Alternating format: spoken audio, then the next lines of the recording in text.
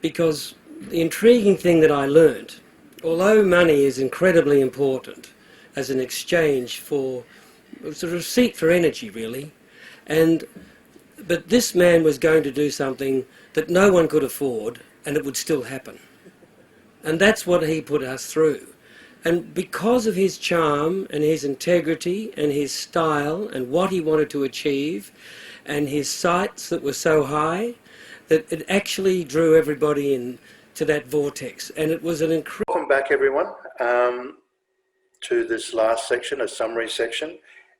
And what passed through my mind as I was listening to Denise talk was when she was saying that Rick Birch and John Truscott had an impact upon the Expo, upon the state of Brisbane and upon the state of Queensland and Australia.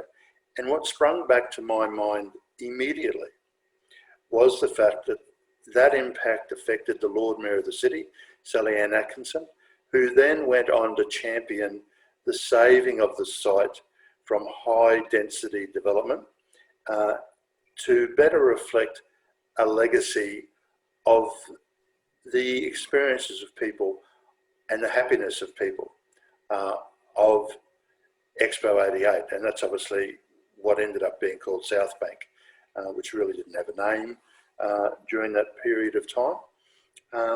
And Denise, you just touched on so many aspects of how Expo impacted upon the average person in the street, you know, whether it be eating habits, whether it be habits of going out in the theatre or going to movies, or just the experiences of the day-to-day.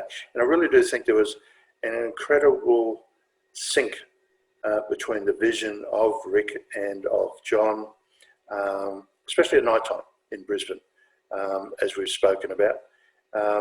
And you know, I just think, you know, you really are such a lucky person to be able to do the research that you're doing, because you've just fleshed out so many points for me this morning, and I've really greatly enjoyed the interviews. And I just want to say a personal thank you. There's just so many insights that you've opened up for me this morning, and I'll, you know, hopefully this conclusion you can sum up in your own mind as to, from a Melbournean perspective, what you think the impact of John Truscott was on Brisbane.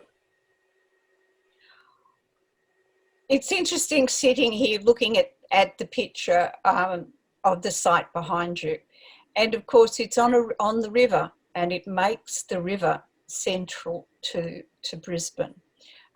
It's the area, it converted that riverside into a leisure cultural centre because it runs up to the theatres, to the galleries, you know, the whole thing. And it's something that John also did in Melbourne with the Arts Centre. The Arts Centre, you know, in many ways had its back to the river, and instead he opened up the river and the culture, and he opened the streets to the people. But he brought culture out into the zone for people, and that's the way I always look at Brisbane. I haven't, you know, as John's legacy, I would say there's such similarities in those ways, and that's an important moment in changing the nature of culture, of high culture, and bringing it into the streets and changing the nature of a city. And my understanding is that it does do that in Brisbane as it did in Melbourne. After Brisbane, John took many of the things that he did there and used them in the Melbourne International Festival, where he lit the streets, he lit the trees. And he again had street performers and stilt walkers. And he brought, you know, people would flock into the city at night time for that festival. So, you know, the legacy of Brisbane also comes to Melbourne. It's type of this wonderful exchange, I think, that John sets up. And I'm hoping that our series of interviews furthers the seed of John's work into the future. Denise, it's been an absolute joy this morning talking to you. I really did enjoy it, and I think we really helped further Bob Minikin's legacy and Rick Birch's, and you will really enjoy talking to Laurie Smith.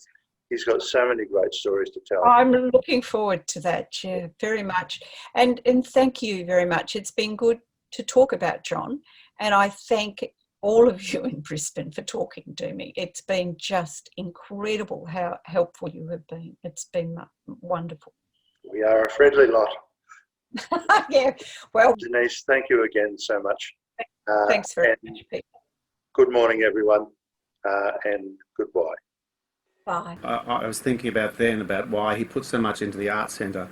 He was one of those rare people who were just so incredibly talented, and I don't think I've ever met anyone so gifted and talented as John was. But he was happy always to take the back seat, and so he was really wanted to foster other artists and craftsmen. And I think that's probably why he wanted, other artists to sort of shine inside the art centre and not so much himself. I mean, I've never known anyone to direct from behind the scenes as much as John did, but not take any of the limelight and have